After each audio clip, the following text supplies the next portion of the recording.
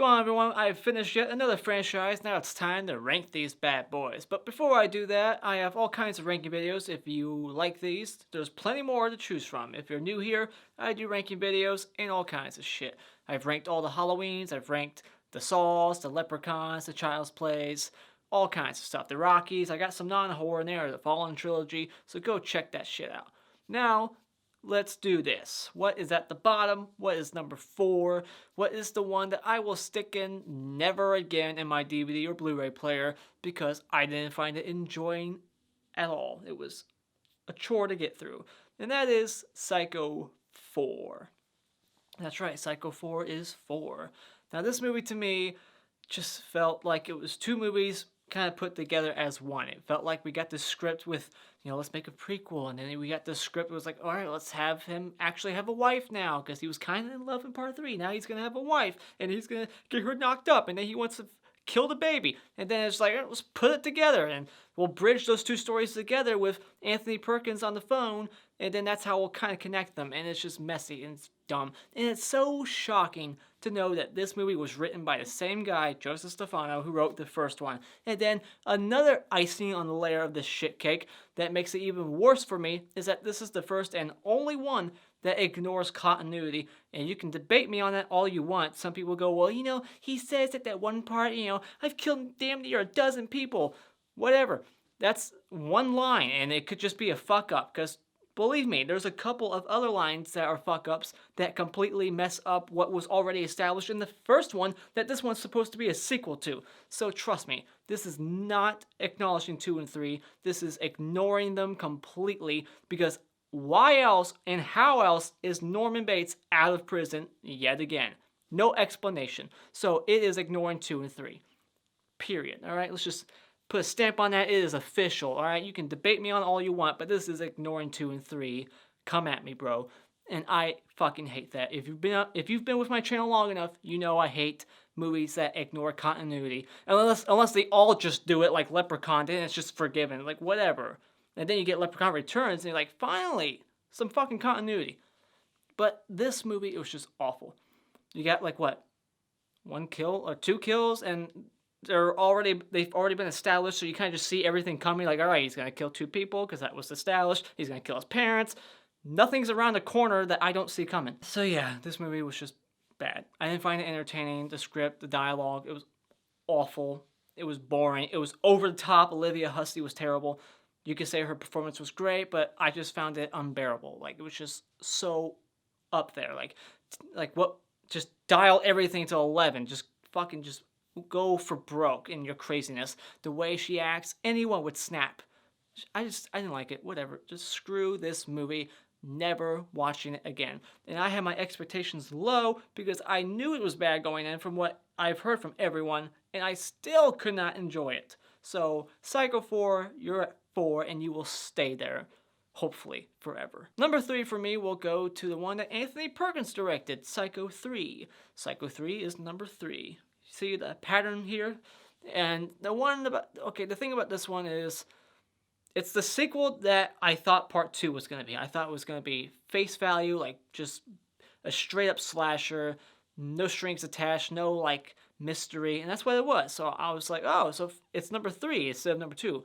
And that's why I like 2 so much, because it just completely takes you by surprise over and over and over again. So we'll talk about that later. But number 3, it's okay. I think Anthony Perkins does a damn good job directing this. He knows his character, and I like all the callbacks. There's not too much. It's not like too forced like Psycho 4. There's some good cinematography. I'm not crazy about the score in this one. They completely changed it, and it just sounds like it belongs in a different movie. I don't care about the addish of like Maureen. I like that she's kind of like the thing that makes him like flip, and like she reminds him of Marion, but I just feel like her character's just wasted. So her character, I just feel like they could have wrote their way around that. Their relationship was awkward and kind of went nowhere. But Jeff Fahey was pretty interesting. He's the more interesting part of this movie. He really like outshines Anthony Perkins a bit. And because Anthony Perkins is directing, I feel like his acting was kind of like downscaled a little bit, especially when he's like talking to Jeff Fahey when he first meets Jeff Fahey's character, Duke. Wayne Duke. My friends call me Duke. Don't watch the guitar. There's so many things that you can quote from his character, and that's what makes him so awesome. We get a couple of good kills in this movie, and we even got a familiar face from Friday the 13th Part 5, and I think she was in Slumber Party Massacre, one of those. So we got her, we got some boobs, we got all kinds of carnage candy for the time. And yeah, this movie was pretty fun. It's not terrible. It's definitely got some funny moments in it, like that were they supposed to be funny. It's like dark humor, like killing someone and then stabbing toilet paper or some shit like that. I thought that was kind of like a little too much, but I enjoyed it. So Psycho 3, number 3. Number 2, what's it gonna be? The first or the second? We only got 2 more. And no, I'm not gonna talk about the remake. I've already said that before. Haven't watched it, don't need to. It's the same movie. Number 2 for me, it's going to be Psycho 2. Even though I feel like I would watch this one before the first one now because it's just more modern. It's not so old. It's not black and white. I just feel like the first one's a better movie. It kind of did it first, but we'll get to that. Number 2 is very, very, very fucking awesome. Like, this movie was great. It completely took me by surprise more than once. I love the whole mystery. I love the, what's going on. I love the debate. There's so many theories out there. I love a movie where there's just fan theories. You never know what exactly is going on. Did Lila kill someone in this movie? Did she kill that teenager in the basement? Is she as crazy as Norman? Did Norman make up like some of the things that he saw? Did he see that really? Did he actually see everything? That note was the first note bullshit, but the second one real? You could debate this shit because nothing's ever said like out loud and actually like just written in stone. Like, yes, this is in fact what happened. We just know that Miss Spool killed a couple of people. She says like, one by one, I killed the ones that were, torturing you, like Mr. Toomey and Lila. I don't think she ever says like, I killed that teenager too, and it doesn't make sense why she would kill him. Because that teenager did nothing to Norman. So that's why I kind of think that maybe Lila killed that teenager. Maybe. Is she as crazy as him? See what I mean? Like, you don't know. But you could be like, no, it was Miss Spool the whole time.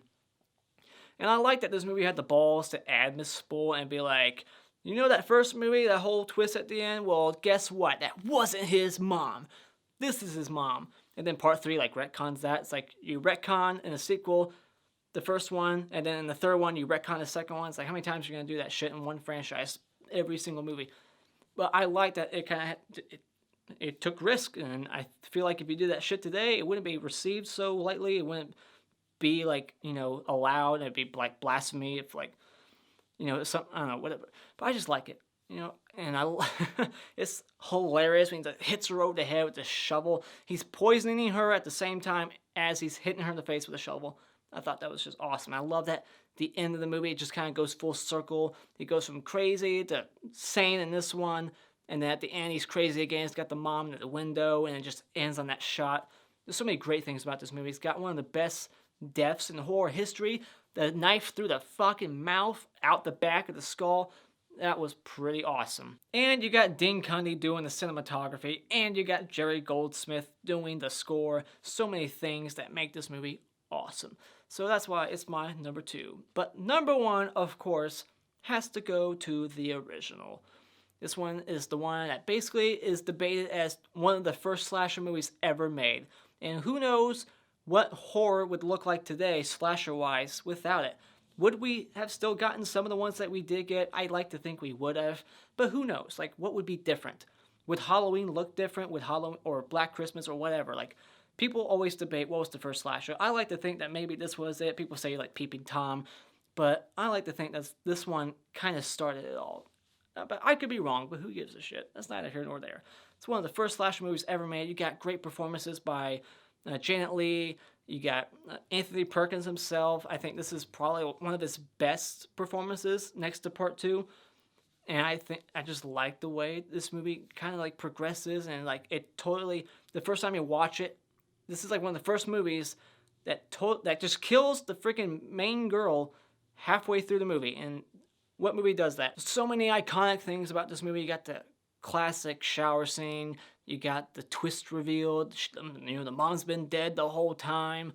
So many great things about this movie. I love the dialogue too between Norman Bates and Marion Crane when they're like having that sandwich dinner. It's one of my favorite scenes in the movie. Just the way that Norman Bates, he just has this weird like childish nature. Like he's like very kind, and we see his room, he's got like kids' toys and stuff, but he can like switch very quickly from like nice and good, like a good natured person, very charming, like just so nice. And then all of a sudden he gives her this look. He's like, "You mean a madhouse?" And then he just like, he's so sinister, and then he kind of transitions back to being a nice person again.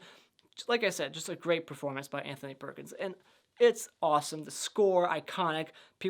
Some movies ripped it off, like Alice, Sweet Alice, kind of ripped it off. Friday the 13th, definitely heavily influenced by Psycho when it comes to score. So it's just a great classic that will forever be remembered, and that is why it is my number one. And that's my ranking of the Psycho franchise. Put your rankings in the comments below. Look forward to next week when I start my new franchise. What will it be? Wait to find out. And we got It Chapter 2 coming out tomorrow. Can't wait to see that. So be looking out for my It Chapter 2 review tomorrow or sometime by Friday morning. And my It Chapter 1 review should be up today already, so check that out if you wish to do so.